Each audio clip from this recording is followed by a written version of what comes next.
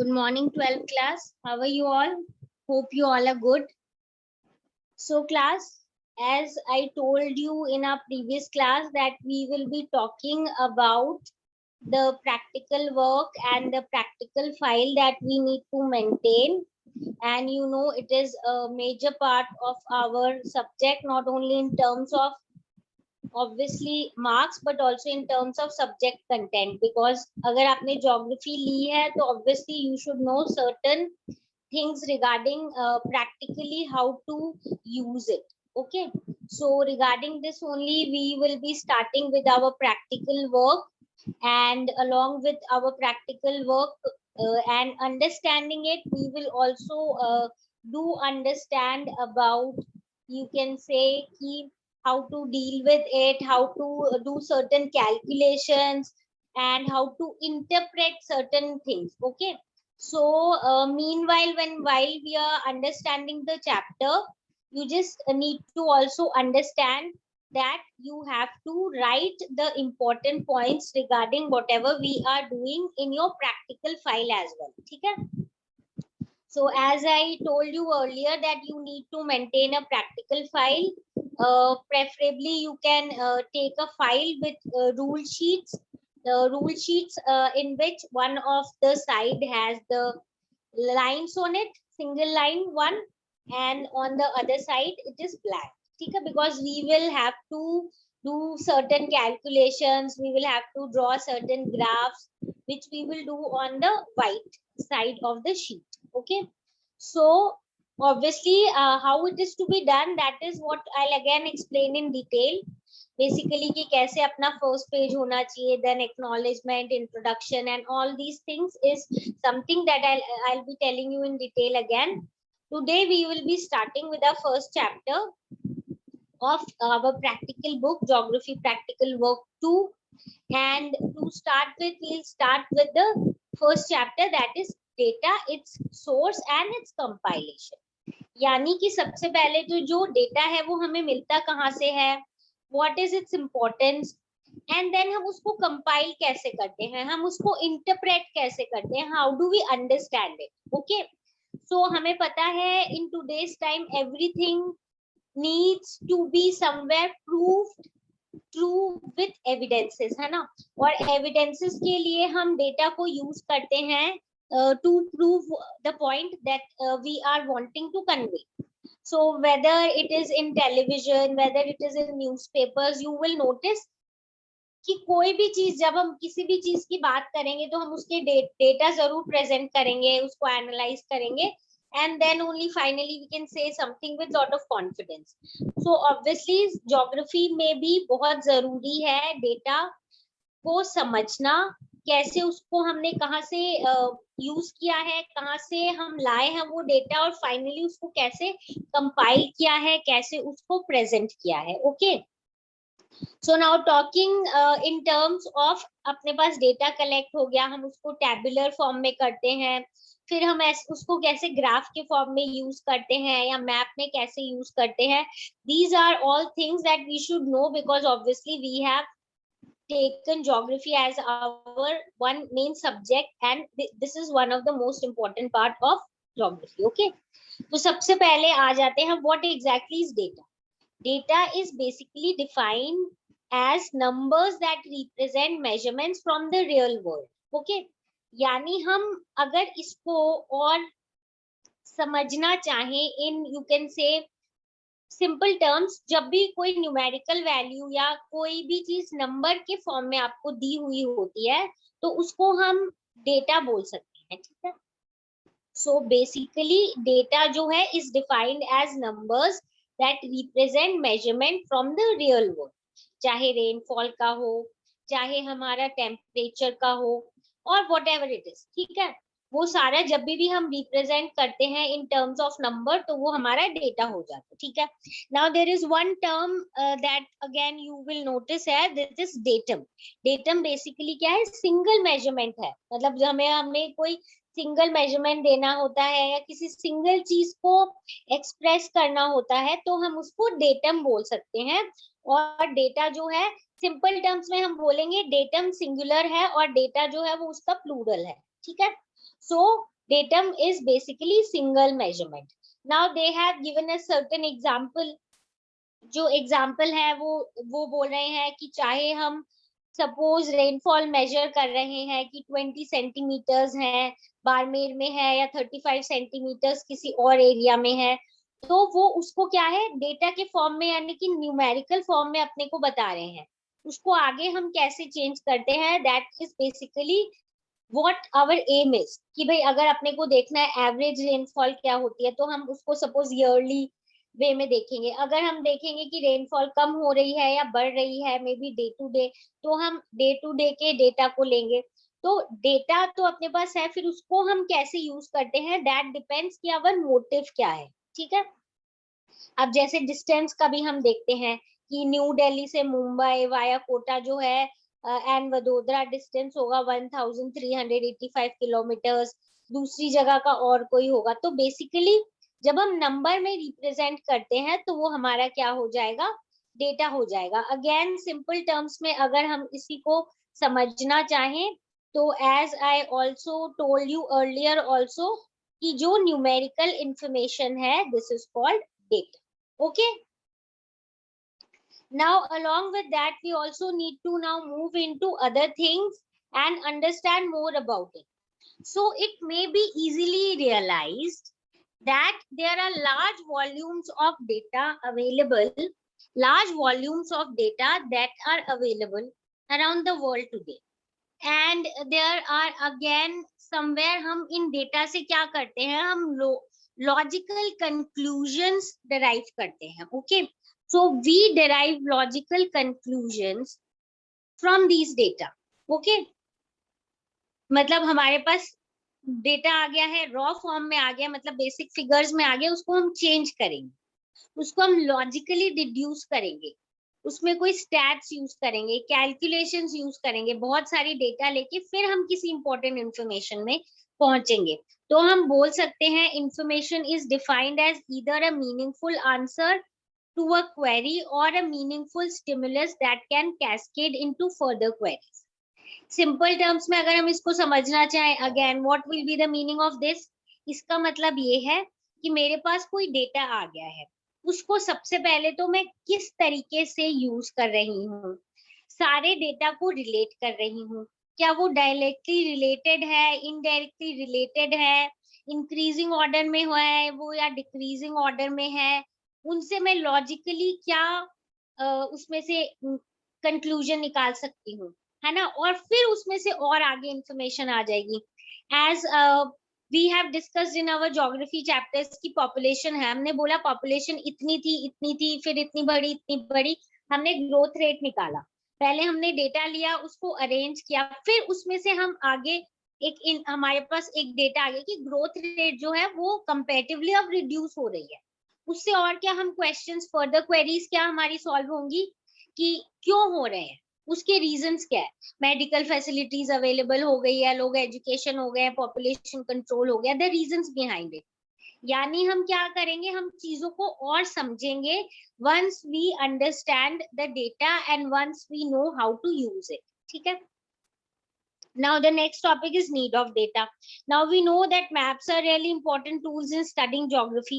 Map, since till our 10th class we have basically seen map as one of the most important thing which has helped us in understanding various aspects of geography, population ho, agriculture ho, climate ho, natural vegetation ho, biosphere reserves or whatever it is, we have seen lot of things ki maps are really important। but इसके अलावा जो distribution and growth of phenomena है, इनको हम data को tabular form में भी हमने देखा है कि वो टैबुलर फॉर्म में होते हैं, and then obviously it becomes easier for us to understand somethings, है ना। हम इसको देखते हैं कि बहुत सारे ऐसे टेबल्स जैसे बने हुए हैं और फिर टैबुलर फॉर्म में सपोज लिखा हुआ है कि this is the population and this is something that is may be ऐसे करके ये बढ़ा है पॉपुलेशन या ऐसे बढ़ के कम हुई है।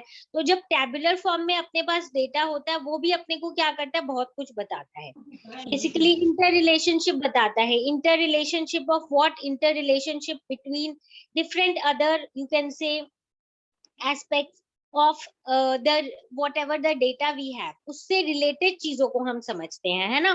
अब interaction between the variables, variables क्या होता है, चीजें जो चेंज होती रहती है ना, और फिक्स रेट वाली जो चीजें हैं उन सब के बीच में जब हम डिफरेंसेस करते हैं, then obviously things become more clear for us. हमें पता चल जाता है कि हमें क्या जो हमें जानना था वो इंफॉर्मेशन हमारे लिए अप्रोप्रिएट है, या उससे रिलेटेड हमें और चीजें समझनी है ना।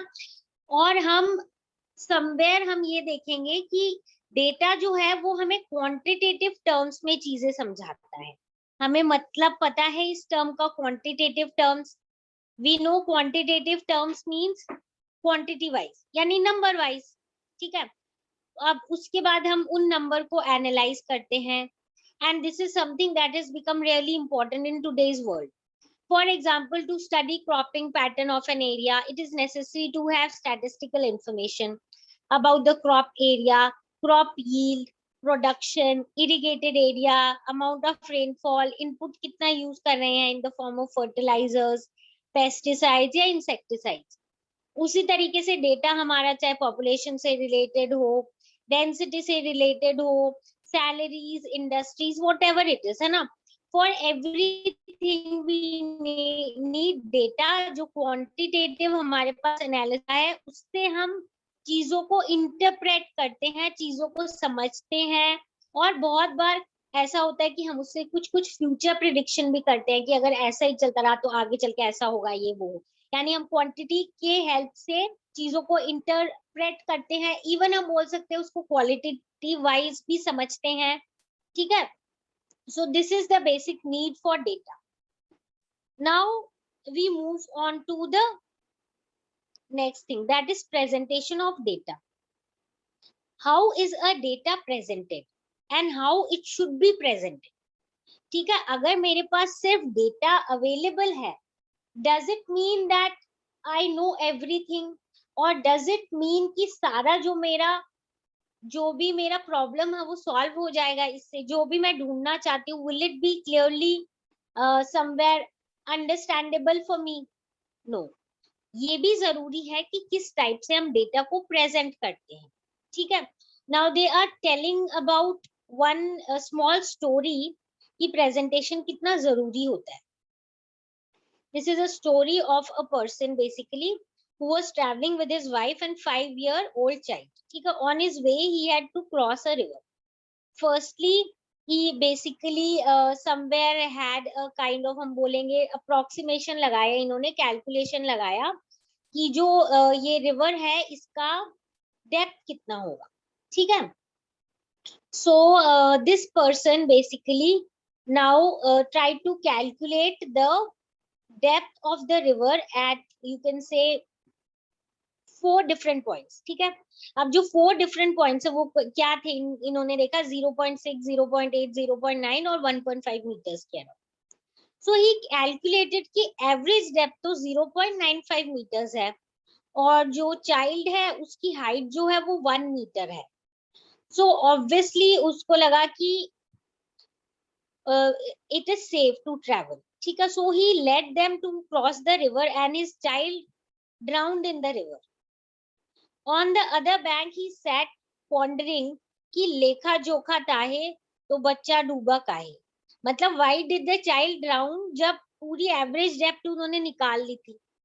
बट इसको बोलते हैं स्टैटिस्टिकल फैलेसी, मतलब गलती. क्यों? क्योंकि आप किस सिचुएशन पे, रियल सिचुएशन पे हो, आपको उस हिसाब से उस डेटा को एनालाइज करना है. To take out an average in this situation was not correct, because child की जो average, child की जो height है वो average से हो सकता है ऊपर है, पर किसी किसी जगह पे उसकी depth जो है वो ज्यादा थी. So it was not a good step, it was not a wise step to have taken this kind of decision. But the person was thinking that कि मैंने real calculation किया है, still fault कहाँ हो गया. यानी हमें एक फिक्स्ड रूल नहीं है कि हमें इसके अकॉर्डिंग ही इस डेटा को पढ़ना है. हमारी क्या जरूरत है, रियल सिचुएशन क्या है, रियल लाइफ की उस टाइम क्या सिचुएशन है, और हमें उस डेटा से क्या पता करना है, दैट इज मोर इम्पोर्टेंट. ठीक है.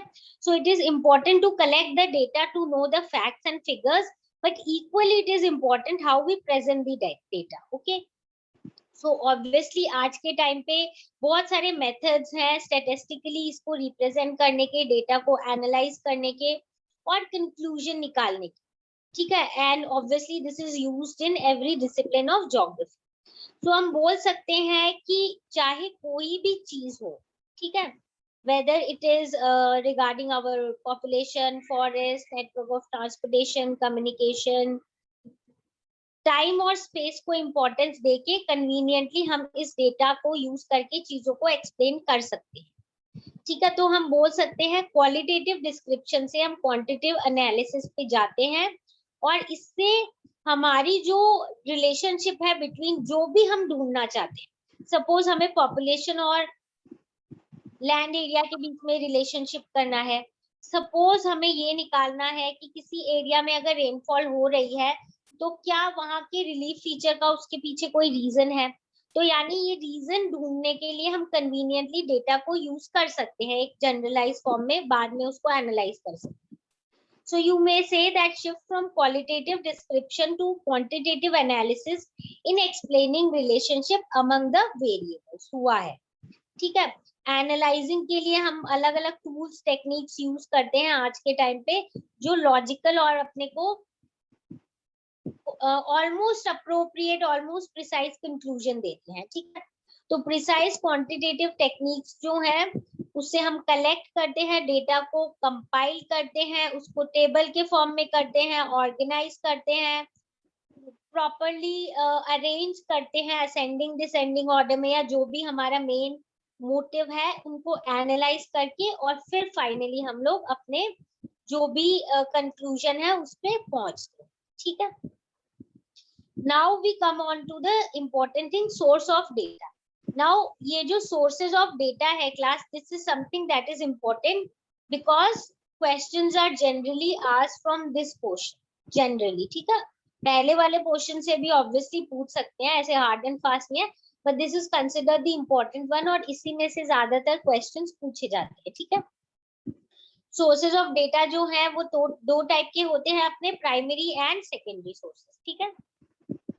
सो नाम से ही हम देख सकते हैं प्राइमरी एंड सेकेंडरी. प्राइमरी क्या होगा, जो हम फर्स्ट हैंड इंफॉर्मेशन है जो फर्स्ट टाइम कलेक्ट की गई है. ठीक है. बाय एन इंडिविजुअल और may be a group of individuals. ठीक है. These are called the primary sources of data. Okay, what are these called? These are called the primary sources of data. अगर हम secondary sources की बात करें तो secondary sources वो हो जाएंगे data which are collected from any published or unpublished sources of data, यानी जो पहले ही calculate या collect हो चुके हैं. ठीक है. We are not collecting it directly, or the individual is not the first one to collect the information, or he is not directly collecting the information. He is taking the resources, he is taking the information or the data from the already published and or the unpublished sources. ठीक है.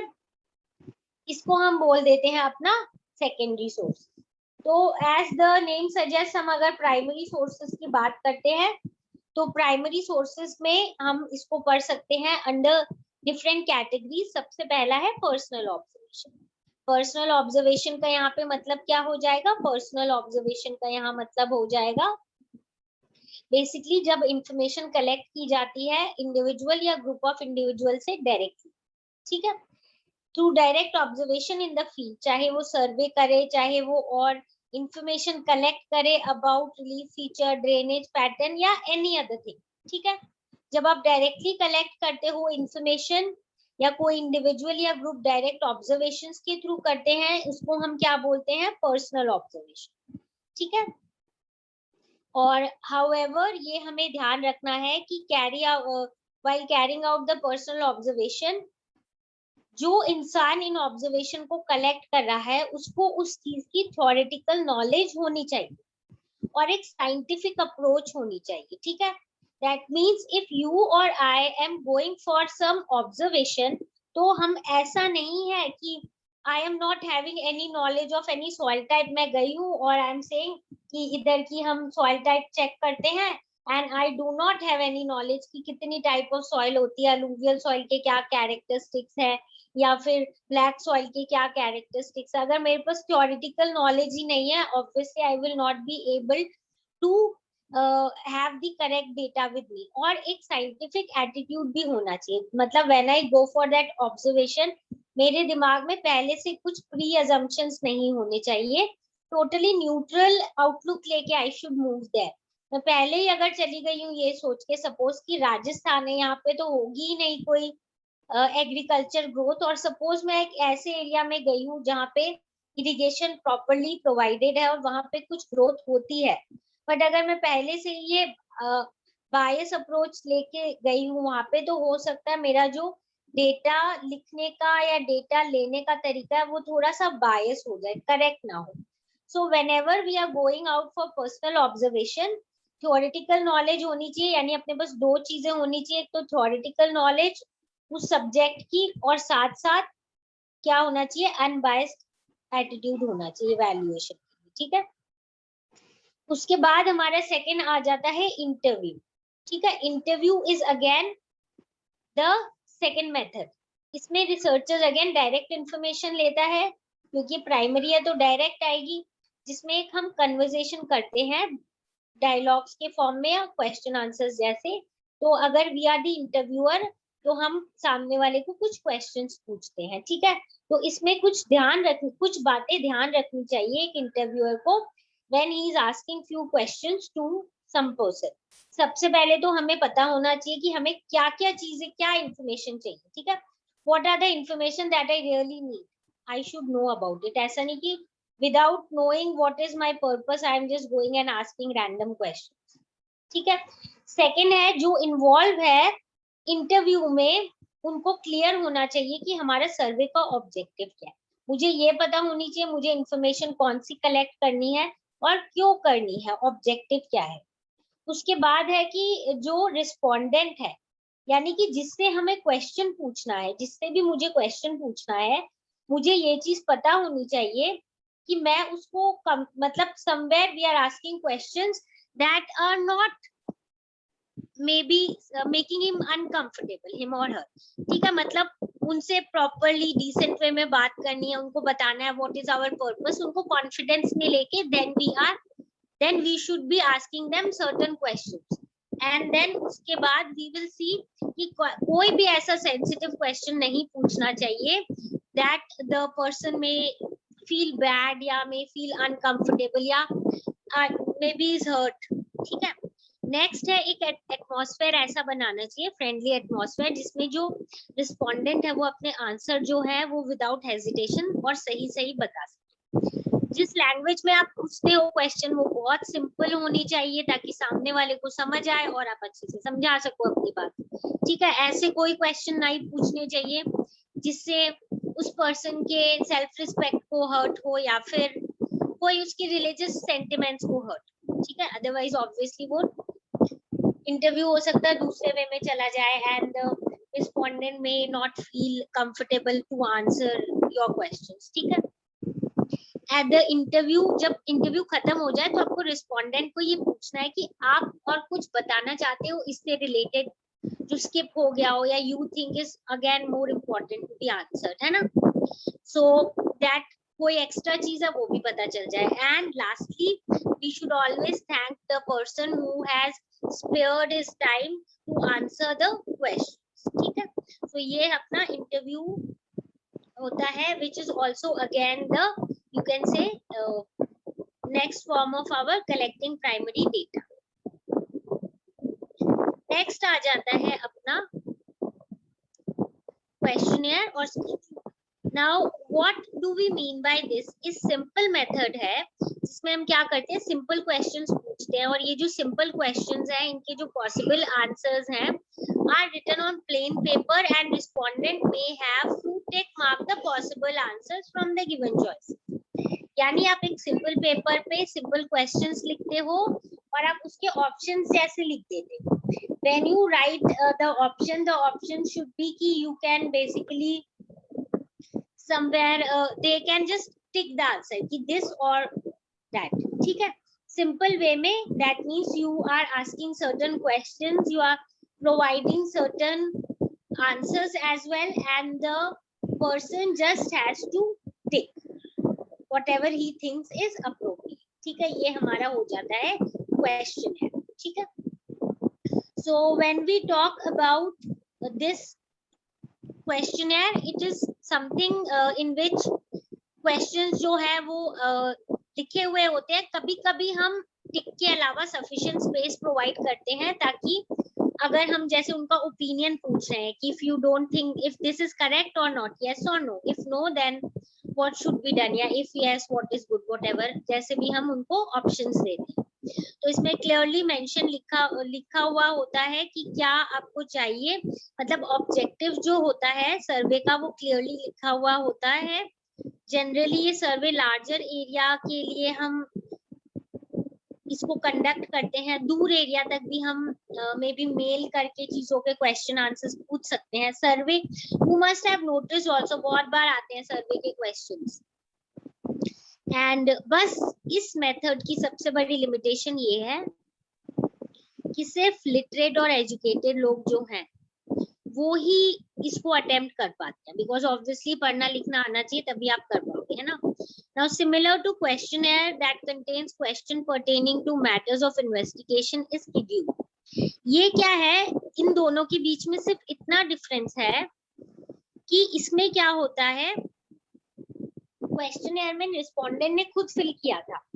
Schedule में क्या होता है, suppose आप हो जिसने क्वेश्चनएयर बनाया, तो आप जाओगे उधर and you will ask the question to the respondent and he will answer and you will put the tick or cross whatever it is. ठीक है, तो इसका एक एडवांटेज क्या है क्वेश्चनएयर के कंपैरिजन में कि इसको जो इलिटरेट लोग हैं वो भी इसको अटेम्प्ट कर सकते हैं और हमें एक ज्यादा इंफॉर्मेशन मिल जाती है ऑन अ लार्जर स्केल. ठीक है, तो इसके अलावा अदर मेथड्स क्या है, data about the properties of soil water are collected directly in the field by measuring their characteristics using soil kit, water quality kit.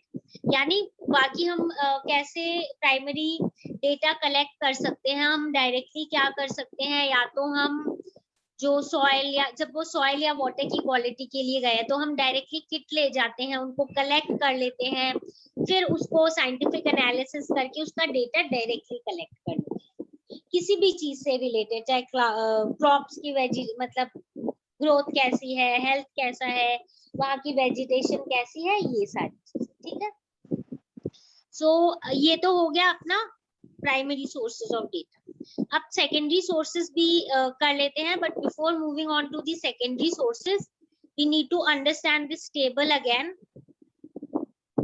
This table are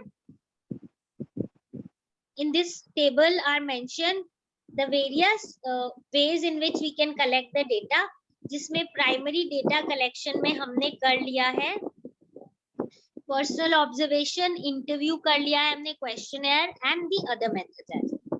अब हम secondary data में आएंगे. जो हमने देखा है सेकेंडरी डेटा वो है जिसमें पब्लिश्ड और अनपब्लिश्ड रिसोर्सेज होते हैं. ये पब्लिश्ड और अनपब्लिश्ड रिसोर्सेज जो हैं ये गवर्नमेंट के भी हो सकते हैं, सेमी गवर्नमेंट हो सकते हैं, इंटरनेशनल भी हो सकते हैं, प्राइवेट पब्लिकेशंस, न्यूज़पेपर्स, गवर्नमेंट, मतलब अगेन इनके भी फर्दर डिविजन्स हो सकते हैं. पब्लिश्ड भी ऐसे हो सकते हैं और जो नॉन पब्लिश्ड है वो भी इस टाइप के ही हो सकते हैं. But the only difference as the name suggest कि पब्लिश्ड वाले ऑलरेडी प्रिंटेड हैं, पब्लिश्ड है, whereas अनपब्लिश्ड वाले जो हैं they are still not published but the data is collected.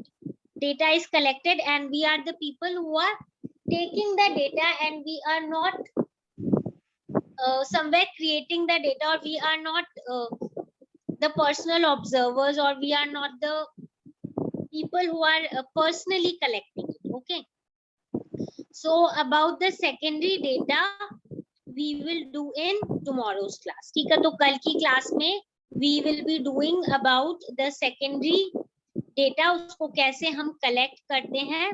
This is what we will do in our next class, and then after that we will move on to how do we, जब data हमारा collect हो गया है, चाहे वो primary sources से हुआ है चाहे वो सेकेंडरी सोर्सेज से हुआ है, बट उसके बाद उसको टेबल के फॉर्म में कैसे करना, क्लासिफाई कैसे करना, कंपाइल कैसे करना, and how to present it. Okay, this is what we will be doing in our next chapter.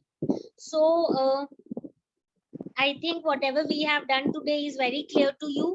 If you have any doubt, feel free to ask, and tomorrow we'll continue with this, and then I'll also tell you how to start with your practical file work, so that side by side you continue, and it is not something that is then at last becomes too much for you to complete. Okay, so this is it for today. Now we'll meet tomorrow. If you have any problem, just feel free to ask and we'll solve the problem. Okay.